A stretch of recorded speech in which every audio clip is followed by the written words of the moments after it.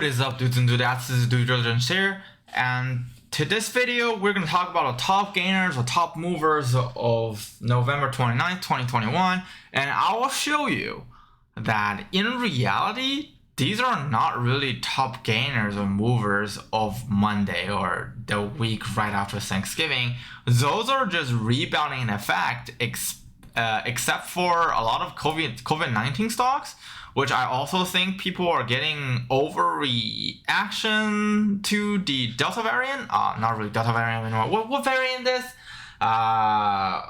Omnicorn, whatever that is. Okay. So let's do an observation on Moderna, Tesla, Twitter, STX, blah blah blah, and everything, right? So if you go look at XTX, which is Seagate, you will see that you have a sharp turn down last Friday, as usual, and then it rebounded, right? Oh, yeah, by the way, Seagate is actually in a very good spot right now. If you hold $100 call options when you see this sharp down, because you know, heuristically speaking, every single Black Friday, the market goes down. Every single Black Friday, everything is on sale, right?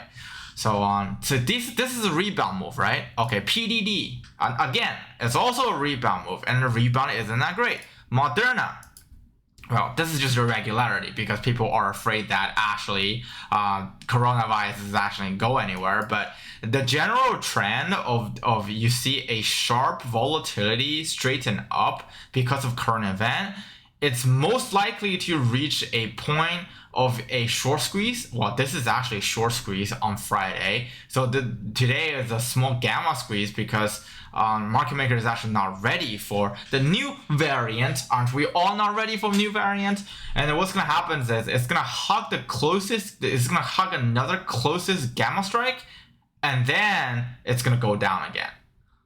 And again, Moderna is super overvalued. Considered it actually doesn't have the biggest market share of vaccine or anything. It just have the second biggest share, and the biggest share is Pfizer, and we're long on that company anyways. Okay, Twitter news, Jack Dorsey doesn't want to be CEO anymore. CTO is gonna be a CEO, and then now, you know, again, this is also a rebound move. And when we see a rebound move under a market condition where everything's uncertain, we have no idea what's going to happen the day after. So if you actually, you know, make a short profit on your options on today, it's pretty much better to take profit because most likely the market is going to trade flat. It's gonna start flatlining, right? And what else do we have? Tesla. Tesla is the only thing I was wrong about because apparently people love Tesla.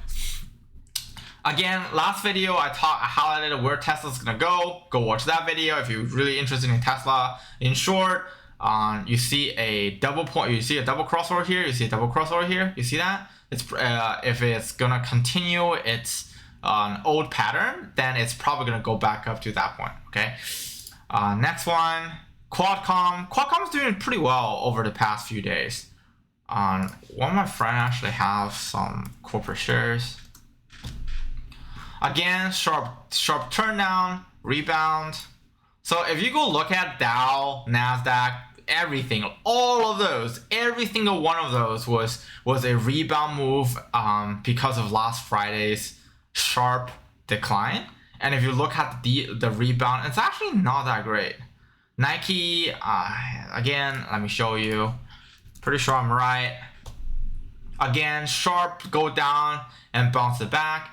It's basically a market mechanics because right now we have a lot of influx of put options and influx of people selling calls, and a lot of insiders are selling. This is why market makers doesn't have any choice but to hedge their negative gamma. Therefore, they have to buy back in shares. Therefore, like you see, all of those are just little rebound moves.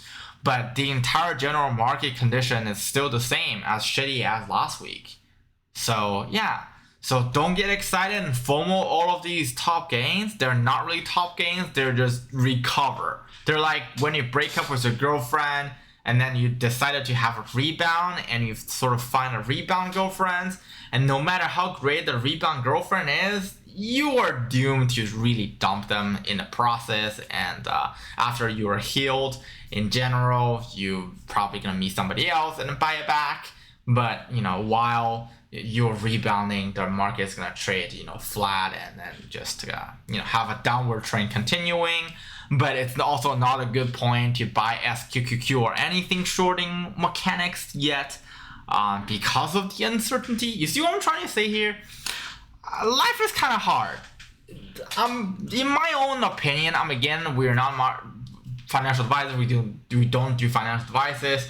And everything we say on this channel is for shits and giggles. It's really just for the best if you just don't do anything at this point, because the entire trend is downward trending, and if you sell right now, it actually won't look that great if we actually don't have an interest rate hike January. Then we will see a after Christmas January February rebound. But if the market actually keeps going down and interest rate hike will happen, then, when that happens, probably 2 weeks before the announcement, the market will send out signals and we can short by then. But right now, it's just everybody is bleeding, and because Christmas season and winter season is coming up, we're gonna have less and less time to sort of react to sharp market volatility. So it's actually for the best just to have the inaction take over rather than trying to be actively trading or actively selling. Because if we were wrong on the general market direction and TQQQ actually keep going up, then all the things that you sell today or yesterday is not really gonna be worth it. But again, last Friday I warned you guys that it's actually pretty bad to fire sell on last Friday, because generally Black Friday is where everything goes on sale. So again, the logic holds, it's better to use inaction to combat the market fear. Because think about it, if you just hold on to the shares rather than like buying options, if you just hold on to the share for another 6 months, when a lot of things get cleared out, really, it's not really worth it to just, fire sell right now or panic sell right now, right? And for those of you who are holding a lot of our long-term holding positions like Pfizer, what do I have? Pfizer, Fisker, and what is the other thing we really like? A couple of lighter companies. Except for lighter companies, everything else is actually doing pretty well. You're just bleeding a profit, generally speaking. So it doesn't really matter. Anyways, this is it for this video. Hope you guys like this kind of content. Again, do not FOMO. If you find something cheap, then just start buying it. But right now, all of these top movers are basically smoke screens because they're just rebounding from Black Friday. See you guys on the upside. If you like those kind of videos, smash the like button and subscribe.